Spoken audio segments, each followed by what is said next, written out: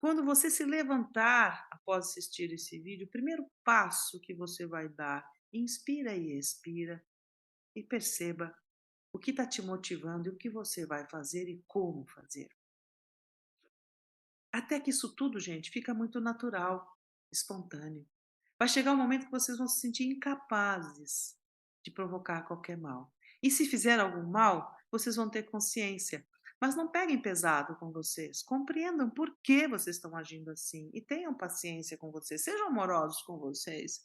Sendo amorosos com a gente mesmo, a gente é amoroso com o outro.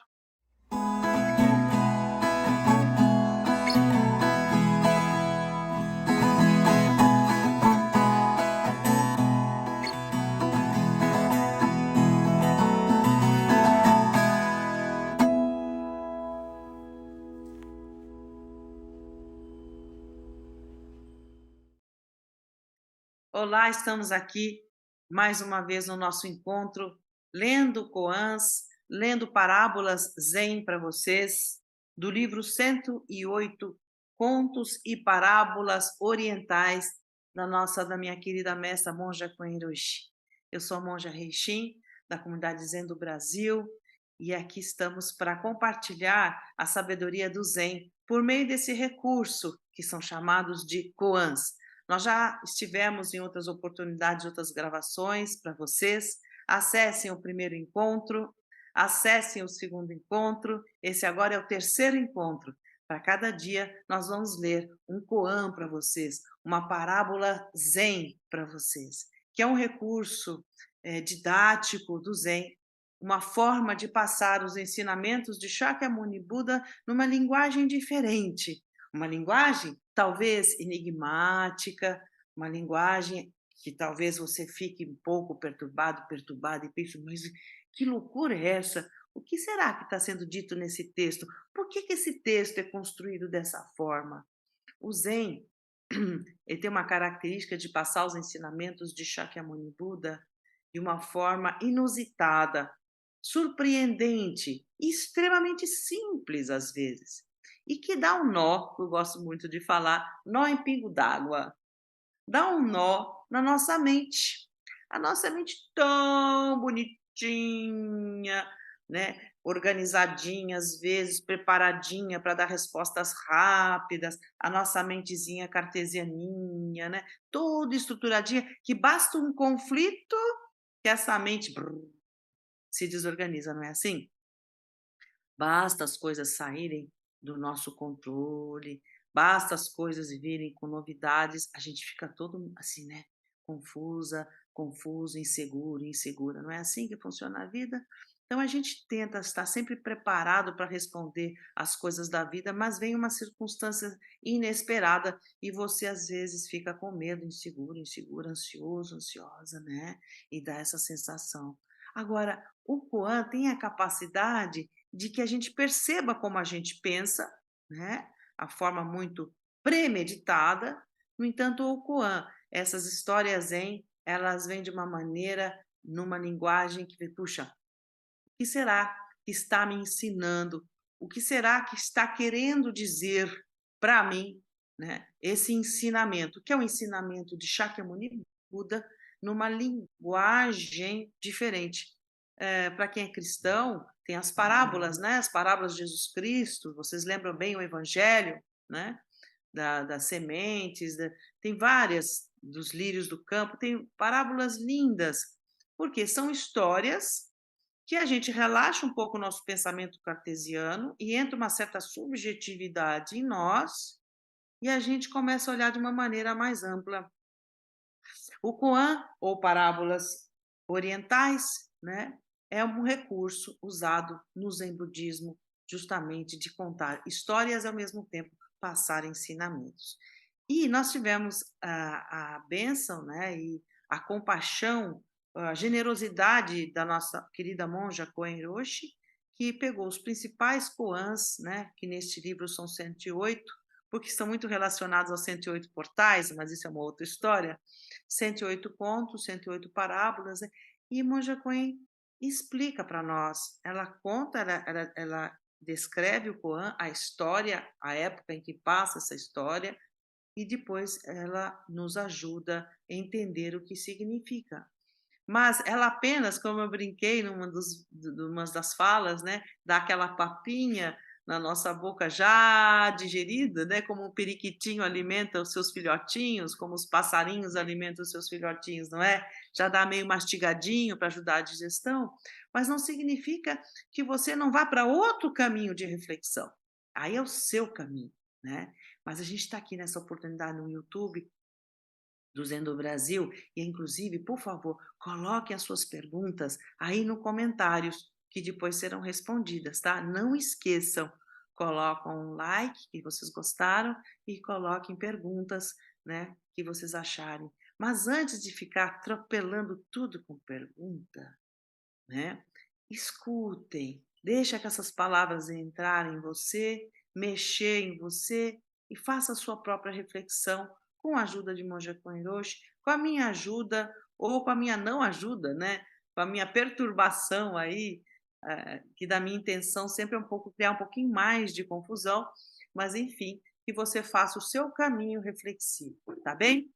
Então hoje nós vamos dar sequência à leitura de mais um capítulo deste livro tão precioso. São chaves mentais, ensinamentos de Shakyamuni Buda numa linguagem muito especial, que é a linguagem dos koans. Tá bom? Então, hoje nós vamos dar início ao terceiro capítulo. Só um minutinho aqui, vamos desligar o celular, né? Você desligou o seu aí? Ou você está vendo esse vídeo e ao mesmo tempo vendo o seu WhatsApp? Então vamos desligar, dar um tempinho. Nosso encontro é curtinho, tá bem? Vamos para o terceiro momento, o terceiro koan aqui. Começa assim a história. As perguntas do rei Milinda. Vamos lá. Durante uma conversa, o rei Milinda, que questionava sobre os ensinamentos de Buda, perguntou ao sábio Nagasena: o que é o Sansara? Nagasena respondeu: ó grande rei, aqui nascemos e morremos.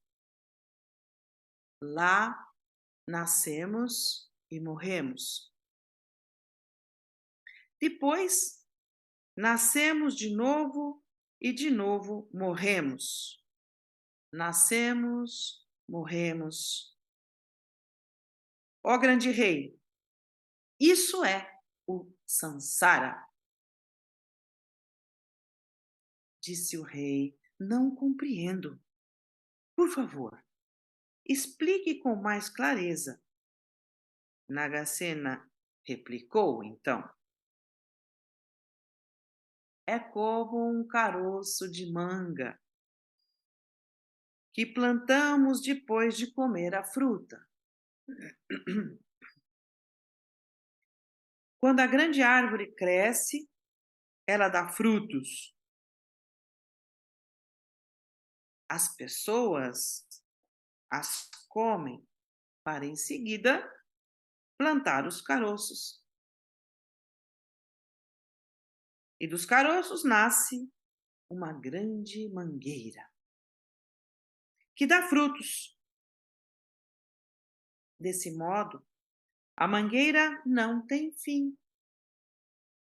É assim, grande rei, que nascemos aqui, morremos ali, nascemos, morremos, grande rei. Isso é o Sansara. Essa é a história, esse é o koan de hoje.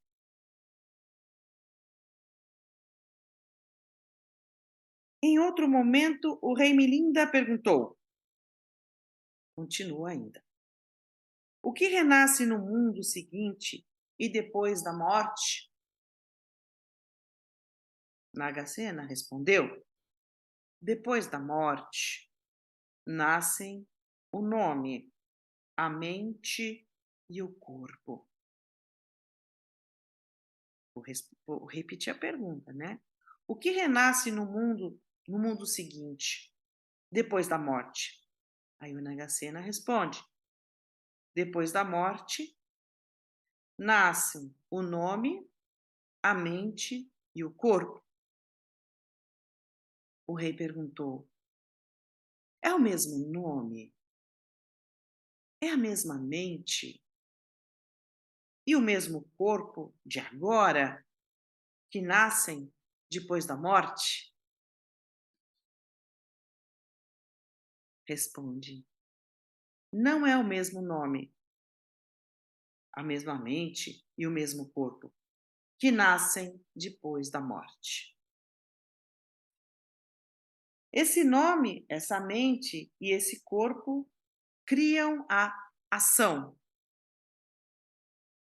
Pela ação ou karma, nascem outro nome, outra mente, outro corpo. Esse assunto tá bom, hein? Continua. Noutro momento, o rei Milinda passeava à beira de um lago coberto por flores de lótus e refletia sobre os ensinamentos de Buda.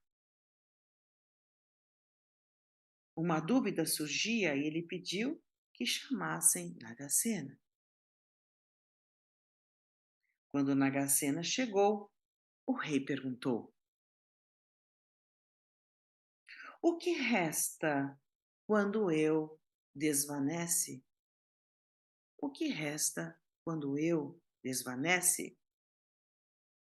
Nagasena, comovido, apontou para o lago coberto de lótus. O rei Milinda despertara.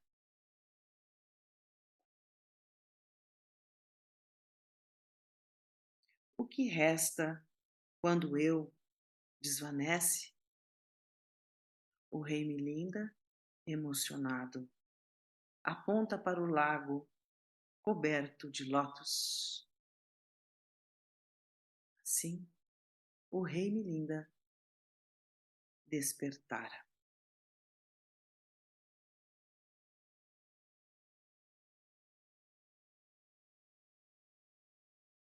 Vamos ver, vamos ouvir, ler o que Monja Koiroshi nos ajuda nessa história importante.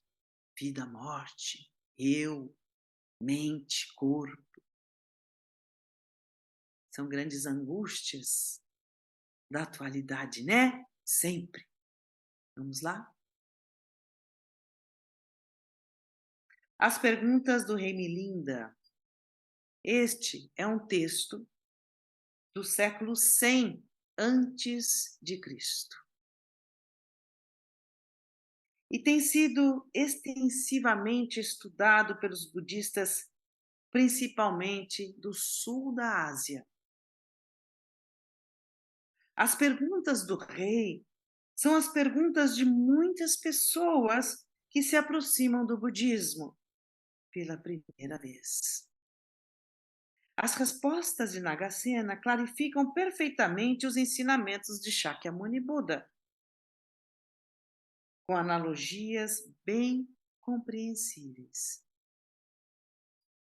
Sansara é Nirvana.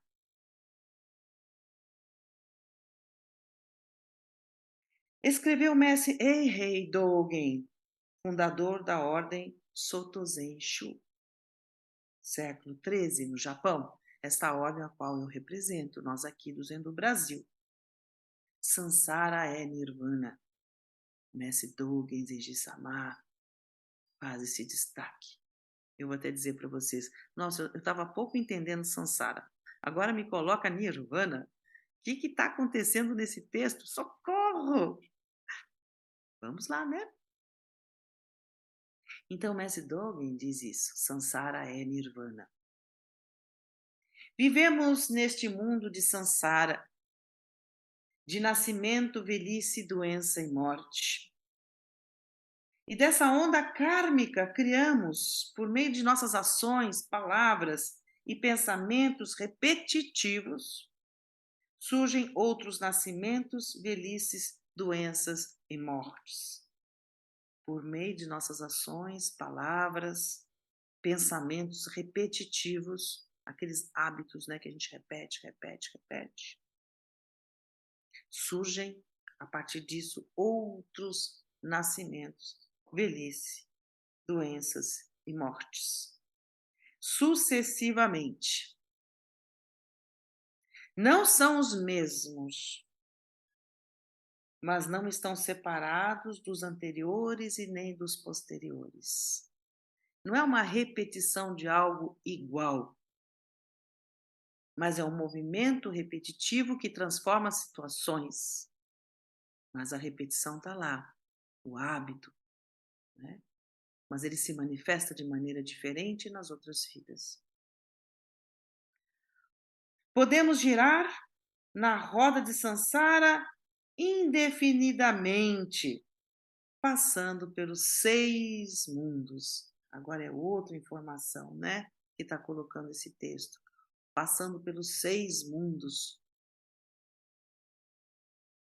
dos seres celestiais, onde nada falta, onde todos sempre estão felizes e satisfeitos, o mundo dos seres celestiais, o mundo dos asuras, espíritos guerreiros, sempre procurando brigas e atritos. Reconhece alguma coisa nesse sentido? Vamos seguindo. Dos asuras, espíritos guerreiros, briguentos, encrenqueiros, né? O mundo dos humanos, com os nossos altos e baixos, nossas alegrias e tristezas. O mundo dos animais, vivendo apenas de forma instintiva. O mundo dos espíritos famintos, sempre reclamando, sentindo falta de alguma coisa, nada é suficiente. E o mundo dos seres infernais, né? Onde tudo falta, todos estão sempre infelizes e sofrendo. Há uma insaciabilidade, né? Aquela insaciável sempre. Continua Monja Koiroshi. Durante uma hora de vida, uma horinha de vida, da nossa vida, podemos percorrer todos os 6 mundos do Sansara. Não necessariamente em vidas distintas, mas cada instante de vida é também único e jamais se repete. Primeiro, esses 6 mundos que foram descritos aqui, é muitas vezes nossa condição mental, como nós estamos. Vocês não se identificaram nesses 6 mundos? Vocês vão pensar, os 6 mundos estão lá longe. Não, é muitas vezes 1 minuto da nossa vida, a gente vivencia os 6 mundos. Essas são as nossas condições, né, na nossa mente. Porém, cada momento da nossa vida, cada segundo é único.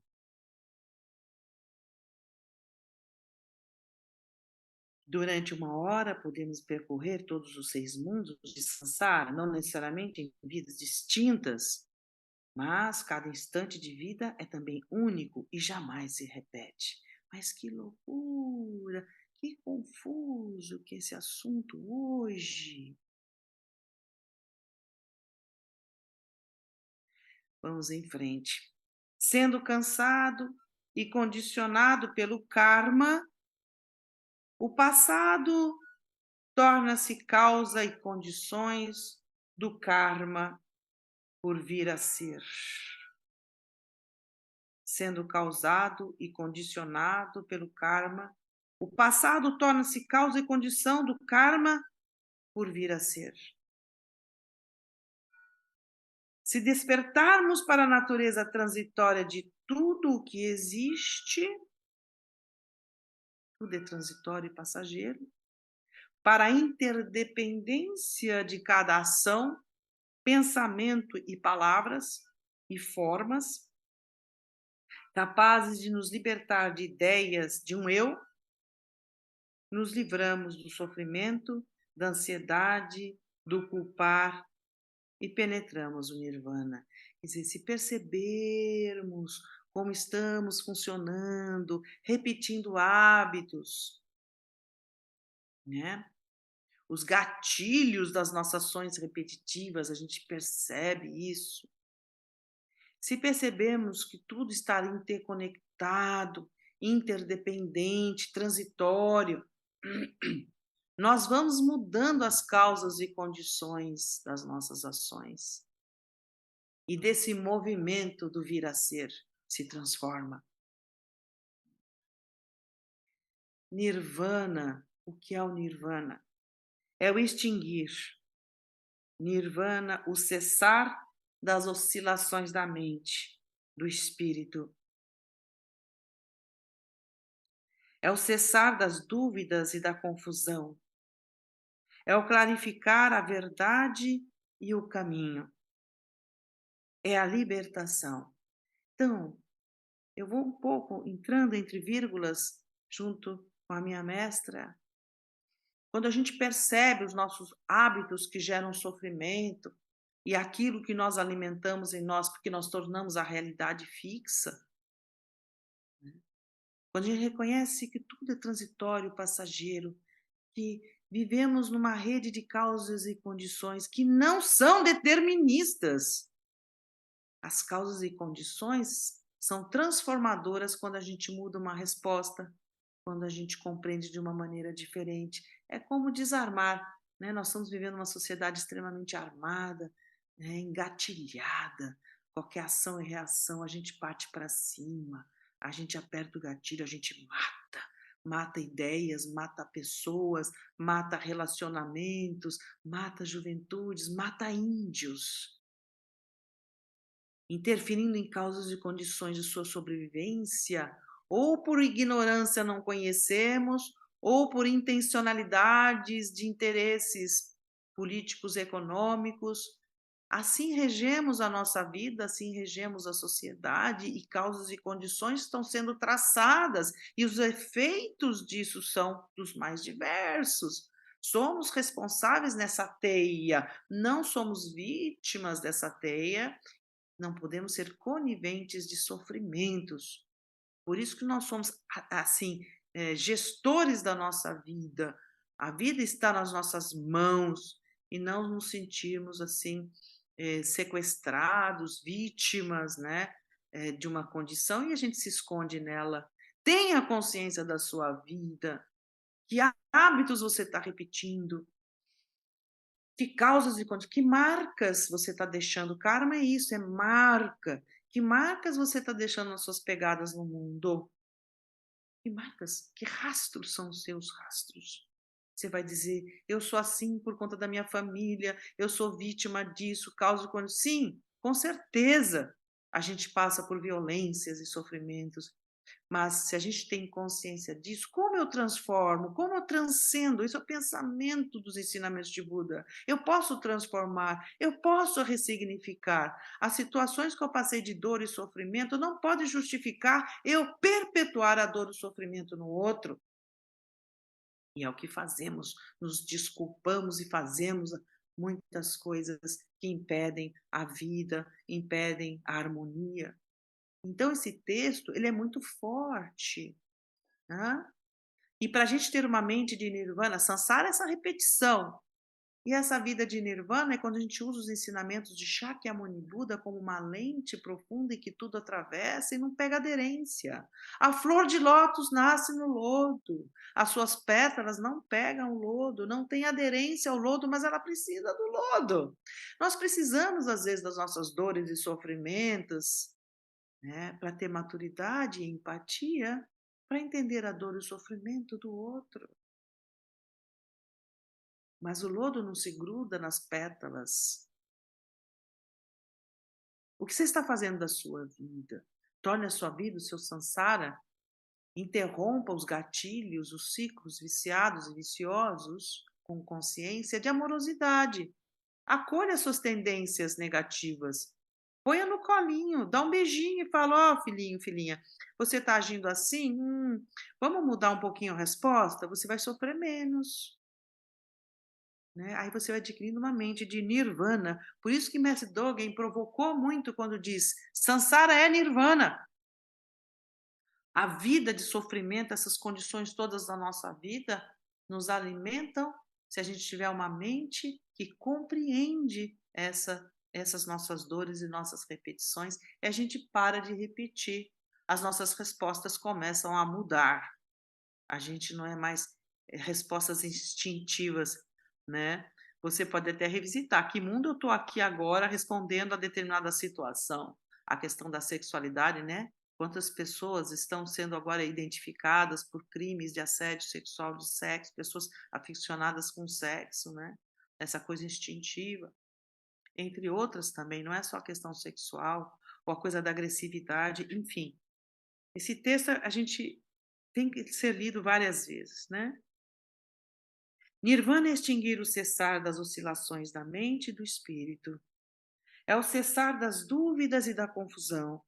É o clarificar da verdade e o caminho. O caminho, gente, está embaixo dos seus pés. Aqui e agora. Quando você sair de assistir essa gravação desse YouTube, vai fazer suas perguntinhas aí. Mas antes, pergunte para você mesmo, né? O que eu tenho repetido na minha vida?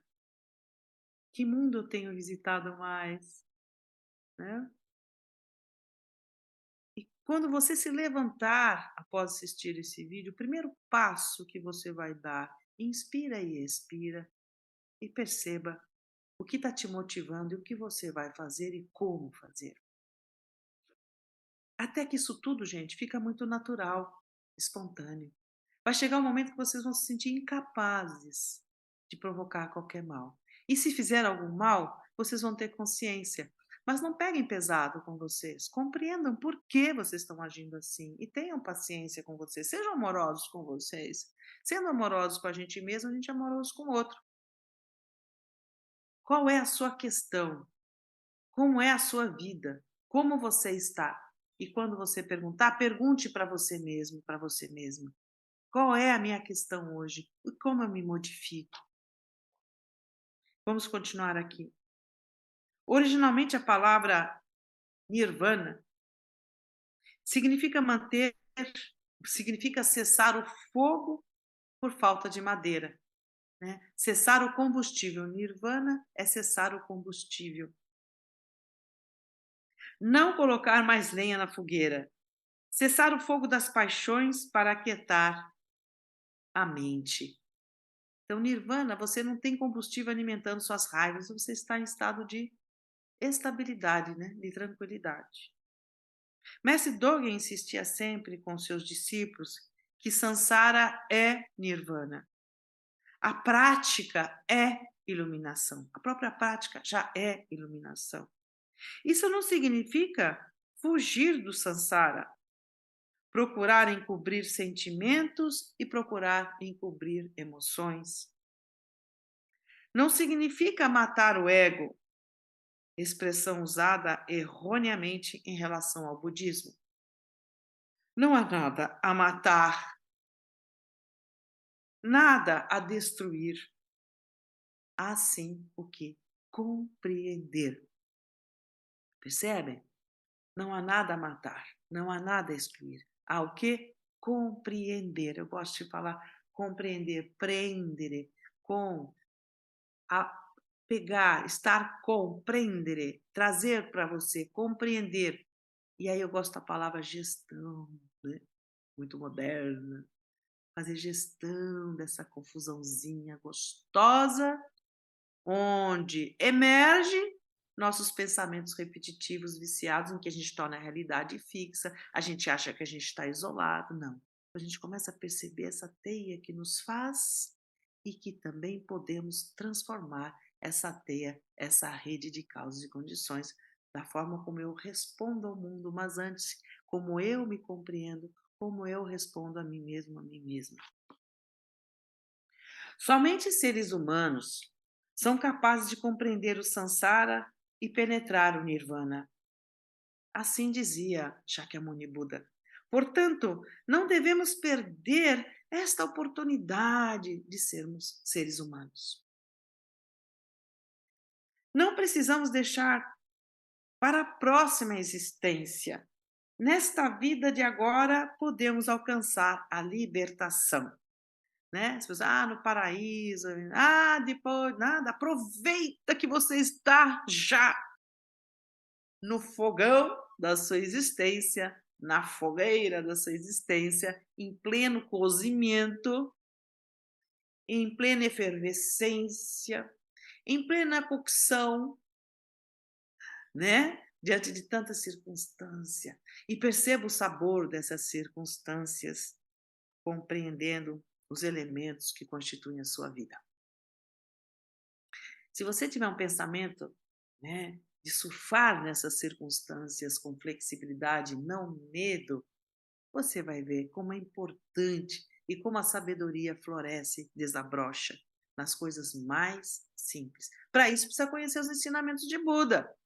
Volto a dizer, as pessoas querem sempre conhecer o budismo, fazer meditação para se sentir gostosinho, gostosinha, mas ninguém quer estudar a interdependência, ninguém quer estudar o que é vazio de um eu fixo, ninguém quer saber disso, é importantíssimo que vocês compreendam isso.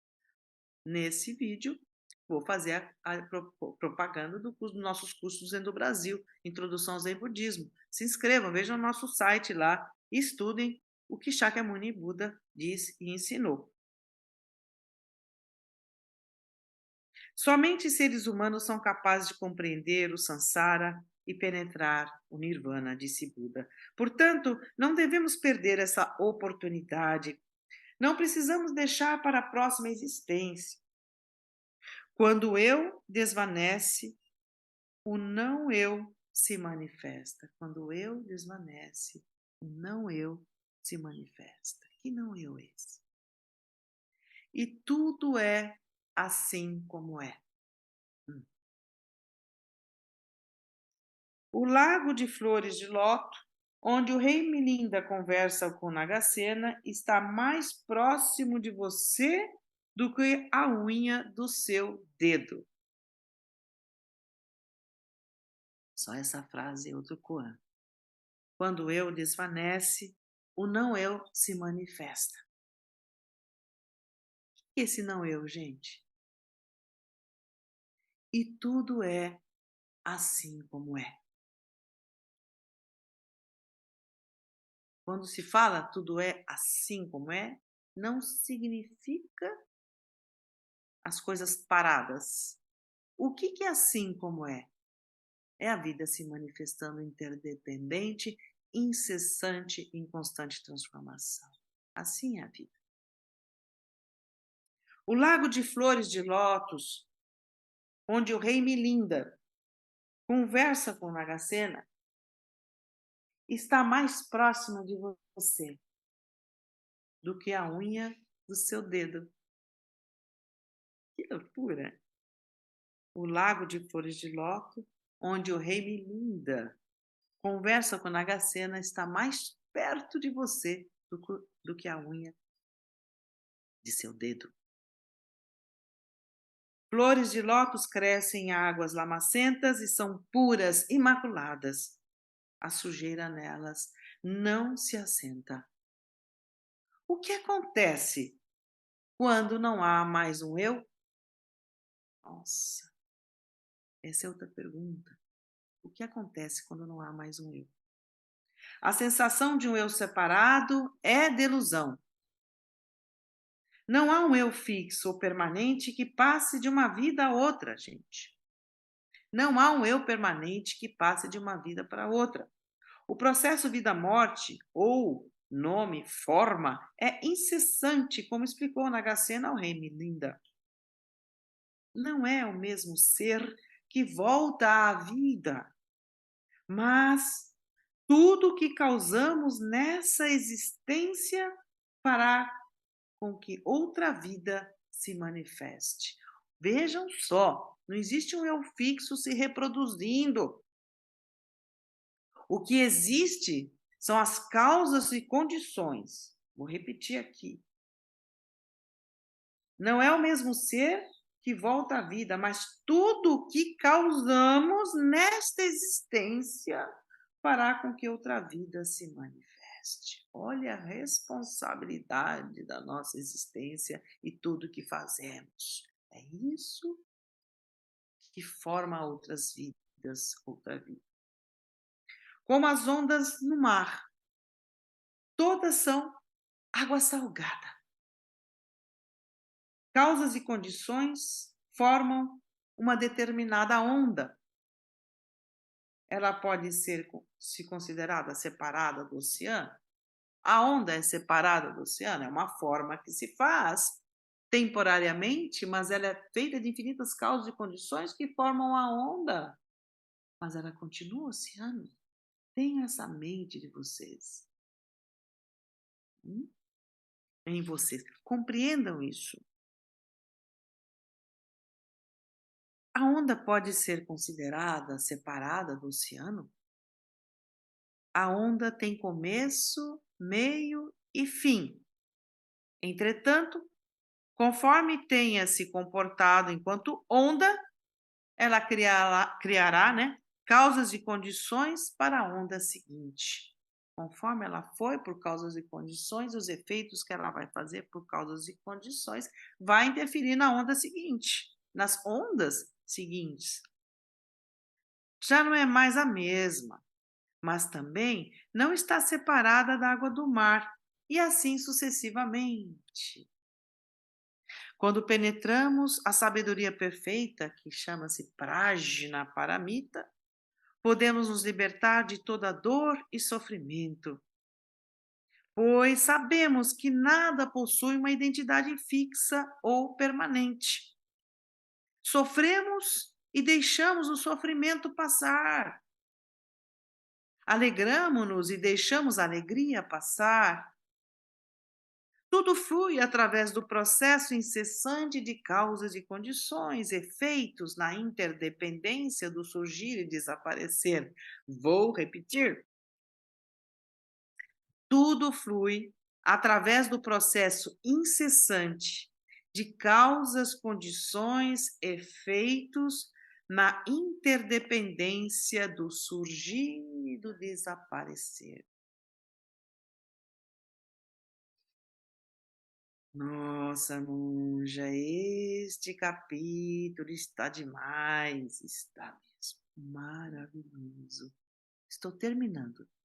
Na verdade, estamos começando a refletir bem diferente, né? Acesse esse capítulo novamente, novamente, novamente, incessantemente, e para cada visão, cada visita a esse vídeo, você vai ter uma reflexão diferente. Terminamos aqui. Podemos sim influenciar a vida em vida, criando causas e condições, efeitos de compreensão profunda e de ternura ilimitada. Esses são os principais, esses são os princípios da sabedoria e da compaixão. Olha os princípios da sabedoria e da compaixão. Influenciar a vida em vida, criando causas e condições, efeitos de compreensão profunda e de ternura ilimitada. Maciez, fluir, perceber, compreender, identificar, acolher, soltar, abrir, flexibilizar, fluir. Esses são os princípios da sabedoria e da compaixão. Os alicerces da transformação de Sansara em Nirvana. Compreender as causas e condições, estamos nessa teia ilimitada e dinâmica, e tudo que fazemos repercute nessa teia da vida. Compreender isso, atuar, ser responsável na sua vida em compreender isso e modificar e atuar, mas com ternura ilimitada, com compreensão, com flexibilidade e amorosidade. Por que eu vou deixar isso para outra vida? Aproveite, faça isso agora com a sua existência, com as suas questões. Compreenda você mesmo, você mesmo. Assim, você poderá estar apto para compreender o que está acontecendo e atuar com sabedoria e compaixão.